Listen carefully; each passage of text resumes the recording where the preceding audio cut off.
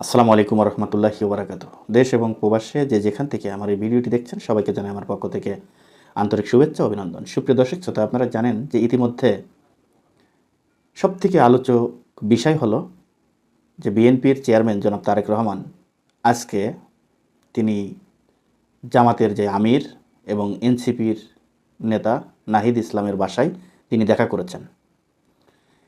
বাংলাদেশের ইতিহাসে এটা একটি উদাহরণ হয়ে থাকবে, ইতিহাসের পাতায় লেখা থাকবে আজকের এই দৃশ্যটি। দর্শক, এরকম দৃশ্য চোখে পড়ার পর বাংলাদেশের সাধারণ মানুষের কাছে, আমাদের মতো মানুষের কাছে মনে হচ্ছে যে হয়তোবা তারেক রহমানের হাত ধরে বাংলাদেশের রাজনীতি, সেই সাবেক প্রকৃত যারা মানুষের জন্য পলিটিক্স করে, রাজনীতিবিদরা যে আসলে মানুষের জন্য রাজনীতি করে তারই একটি প্রতিফলন আমরা কিন্তু দেখতে পাচ্ছি। দর্শক, জামাতকে নিয়ে অনেক কথা বলা যাবে, বললে বহু কথা বলা যাবে, নির্বাচনের আগ মুহূর্তে শুরু করে নির্বাচনের পর পর্যন্ত।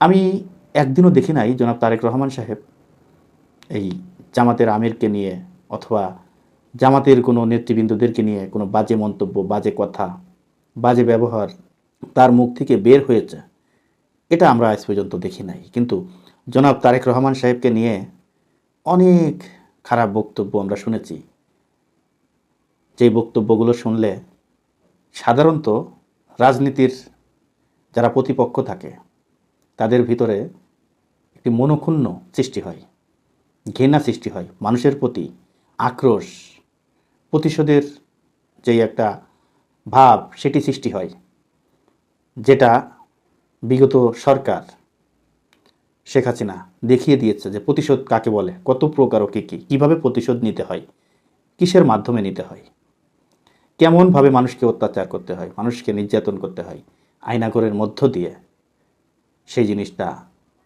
প্রমাণিত হয়েছে। গুম, খুন, হত্যা, রাহাজানি, কোনটা না হয়েছে। আমার কাছে মনে হচ্ছে আজকে আমরা নতুন বাংলাদেশ সৃষ্টি হয়েছে, যেই বাংলাদেশে আর কোনো দিন কোনো রাজনীতিবিদ যে এইভাবে এক পক্ষ আর এক পক্ষকে নিঃস্ব করে দেওয়ার যে চিন্তাভাবনা, যে চেতনা, সেটি আর থাকবে না বলে আমার কাছে মনে হয়েছে।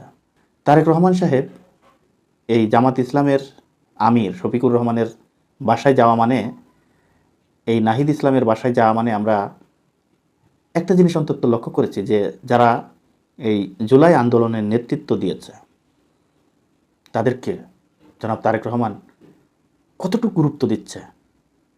নাহিদের মতো ছেলেদের কারণে আজকে বাংলাদেশ এই একটা অবাধ, সুষ্ঠু, নিরপেক্ষ নির্বাচন দেখল।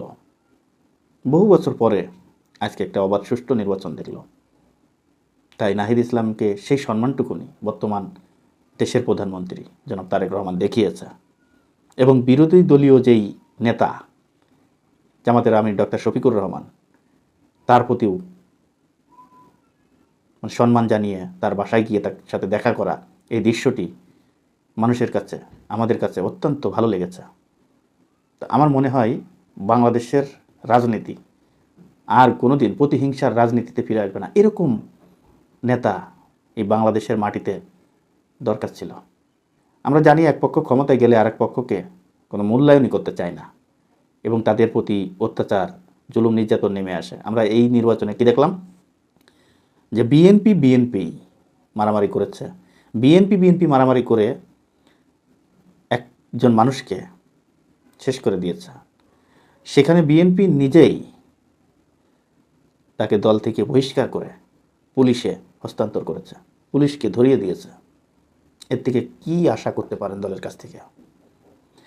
যেখানে বিএনপির বিরুদ্ধে যদি কোনো অভিযোগ, সত্যতা প্রমাণ মিলেছে, সেখান থেকে জনাব তারেক রহমান সাহেব তাকে সঙ্গে সঙ্গে বহিষ্কার করেছে।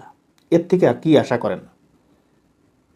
এরপরেও অনেক এনসিপির নেতা, জামাতের নেতা অনেক সময় অনেক কথা বলছেন, বলতে পারেন, কিন্তু একটু চিন্তা করে দেখেন যে জনাব তারেক রহমানের মতো একজন নেতা বাংলাদেশের জন্য দরকার ছিল, খুবই প্রয়োজন ছিল। তাই বাংলাদেশের মানুষ হয়তোবা দেশের উন্নয়নের জন্য হোক, দেশের মানুষের উন্নয়নের জন্য হোক, আল্লাহ তাকে এই দেশে আবার দীর্ঘ 16-17 বছর পরে ফিরিয়ে এনেছে এবং প্রধানমন্ত্রীর আসনে বসিয়েছে। দর্শক, আজ এই পর্যন্তই। যদি ভিডিওটি ভালো লেগে থাকে, আপনাদের কাছে অনুরোধ থাকবে ভিডিওটি বেশি বেশি করে শেয়ার করবেন, লাইক করবেন, আপনাদের মতামত কমেন্ট বক্সে জানিয়ে যাবেন। দর্শক, ভালো থাকবেন, সুস্থ থাকবেন।